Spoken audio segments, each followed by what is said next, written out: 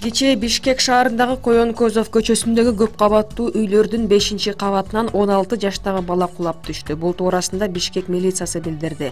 Маалыматка караганда окуя катталган жерге 1-май райондук ички иштер башкармалыгынын ыкчам кызматкерлери барган. Алар саат 11 чамасында 16 жаштагы бала кулап түшкөндүгүн аныктаган.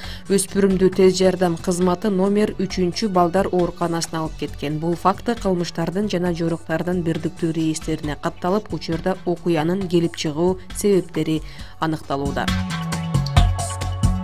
Бишкек шаарында электр тогу менен жүрө турган алгачкы автобустар пайда болушу мүмкүн. Бул тууралуу шаардын жүргүнчү автотранспорттук ишканасынын директору Нурлан Койчубаков билдирди.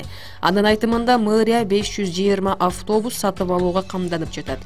Алардын 5-өө электр энергиясы менен жүрсө, калганы газ менен иштейт. Электр автобустарды сатып алуу үчүн Дүйнөлүк банк жеңилдетилген насыя берүүгө даяр. Эске сала кетсек, автобустарды лизингге алуу боюнча сүйлөшүүлөр бир нече компаниялар менен жүргүзүлүүдө. Россия 2020 жылга мигранттар үчүн квоталарды бекитти. Тиешелүү токтомго премьер-министр Дмитрий Медведев кол койду. Ага ылайык жүргүнчү жана жүк ташуу жаатында чет элдиктер жалпы жумушчулардын 26%-ын түзө алат.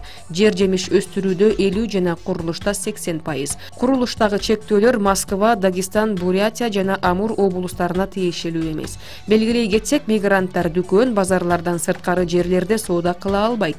Быйылкы жылдын 1-жарымында Россияга 2,5 миллионго жакын чет элдиктер иштегени барган. Алардын басымдуусу Өзбекстандан, 2-орунда Тажикстан, 3-орунда Кыргызстандын жарандары турат. Бүгүн Бишкек шаарындагы Ленин райондук сотунда экс-мэрлер Албек Ибраимов, Кубанычбек Кулматов жана 10 адамдын иши боюнча соттук процесс уланууда.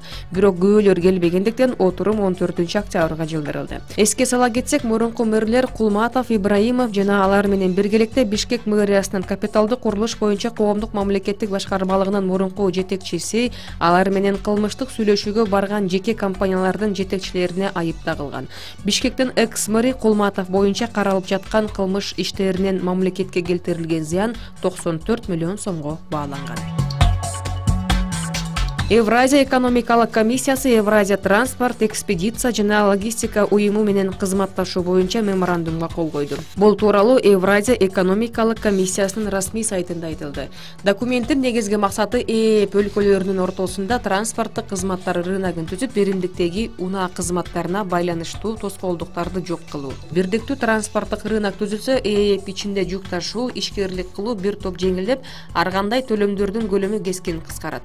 Евразия транспорт, экспедиция жана логистика уюму 2012 жылы Евразестеги транспорттук көйгөйлөрдү жөнгө салуу максатында түзүлгөн.